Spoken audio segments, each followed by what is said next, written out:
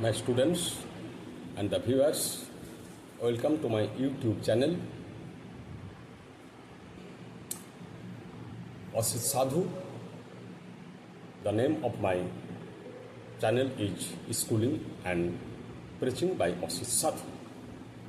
Now I am going to discuss about a happy life, about the idea of a happy life. The idea of a happy life is very controversial matter. It's a matter of the mind. It's a mental playground. It's a game of the mental playground. It's a mental attitude. What constitutes happiness is a controversial, is a debatable matter. But if we want happiness from our heart, from the core of our heart, we must get it. To achieve happiness, we must respect some very fundamental values of our society. We must be respectful and we must offer honor to our elders, to the society, to the country, to the neighboring people, and to all the people.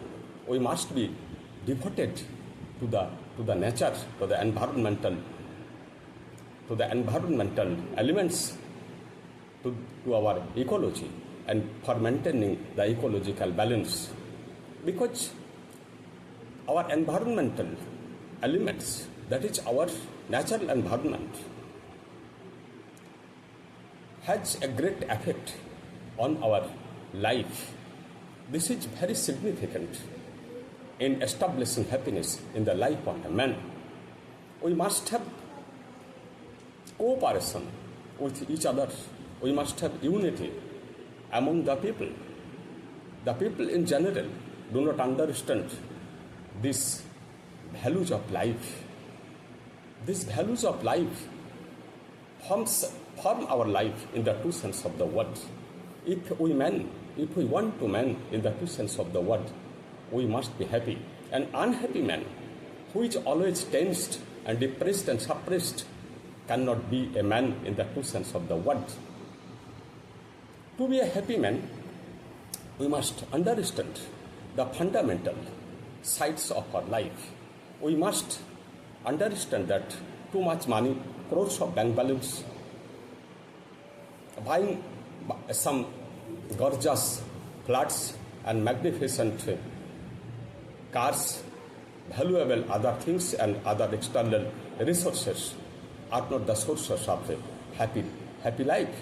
These external things are necessary for the development of our life, but these cannot guarantee to establish happiness in the life of man. It is correct that without these external resources, our happiness cannot be set up in the true sense of the word. These external resources are needed to some extent, but these are not final conditions or final elements for establishing happiness in the life of man. Man should not want impossible. Sometimes it is always observed by knowledgeous people that people want impossible. And here lies the misery of the people. What is not possible cannot be pursued because our mind always creates impossible things to occur in the life. We think that valuable things make our life happy and peaceful and contented, but this is not at all correct. This can give us happiness to some extent, but that is not lasting.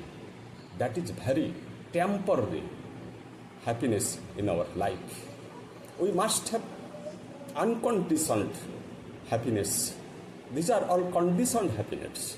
What is conditioned happiness? When we take food, we are happy. When we get a job, we are happy. When we buy a gorgeous flat, we are happy. When we purchase a magnificent or valuable car, we are happy. When we have a good sleep, we are happy. When we go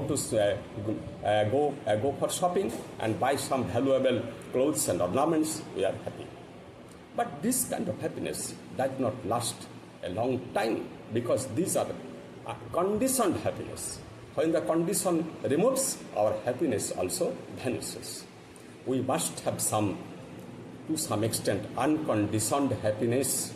It is called spiritual happiness, and it is the happiness in the true sense of the word.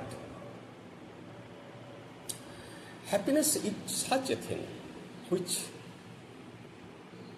can never be perfect.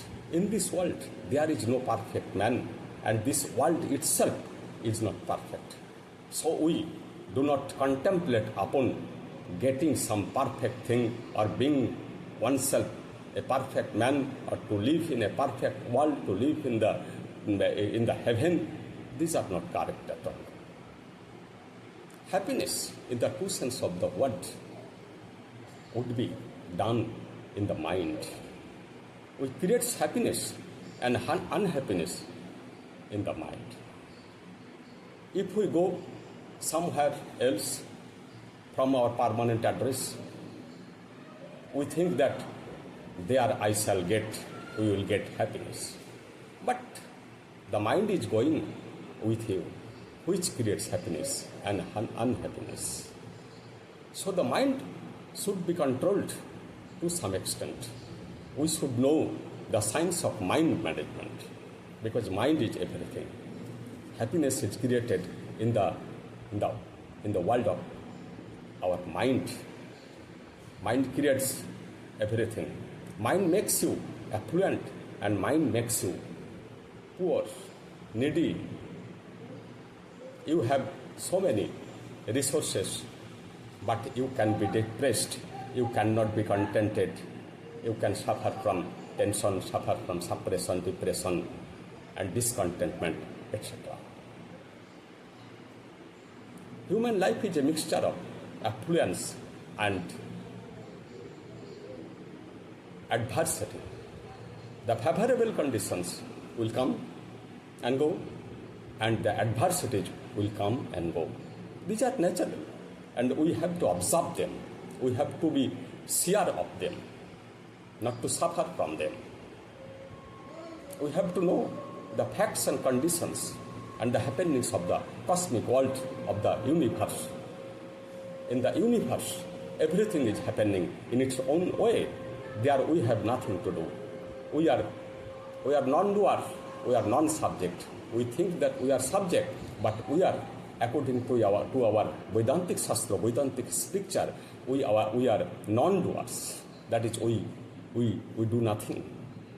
Only happening in this universe, everything is happening in its own work and consequences. We think that I am eating, but it is not eating. It is not correct. Where does this hunger come from? Your hunger, where it comes from? Question yourself. Do you know where it comes from? You do not need. The processing is going in the natural environment. That is, we call God. What is happening is happened in the hands of God. God is doing everything. Krishna is doing everything. You can call it Krishna, can call it God, can call it true, call it Bhagavan, etc., etc. So happiness is in the mind of man, and some kinds of external happiness can be obtained by external world.